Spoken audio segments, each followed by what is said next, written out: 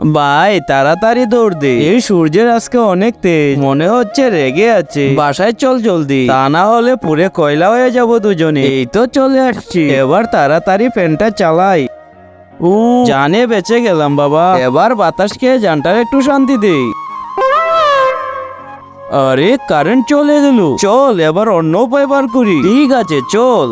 ভাই প্রথমে তুই হাওয়া দে, একবার তুই দিবি পরের বার আমি দেব। একটু জোরে চাপ দে ভাই, অনেক ভালো লাগতেছে। হাঁপাই গেছি ভাই, আর পারছি না। এইভাবে কি কখন বাতাস খাওয়া হয় ভাই? হ্যাঁ ভাই, যদি বরফের দেশে চলে যেতে পারতাম কতই না আরামে থাকতে পারতাম।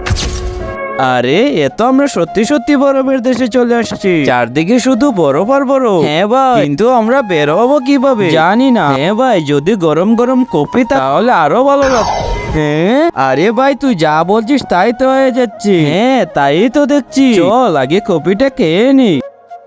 ভাই এখন সমসা খেলে ভালো হতো। হ্যাঁ যদি গরম গরম সমসা হতো আরো ভালো লাগতো। তার আগে টাকার চেয়ে তুমি যদি মাকে বেশি ভালোবাসো তাহলে ভিডিওটিতে লাইক করে চ্যানেলটিকে সাবস্ক্রাইব করে দিও। তুমি যদি লাইক সাবস্ক্রাইব না করো তাহলে বুঝে নেব তুমি মাকে ভালোবাসো না।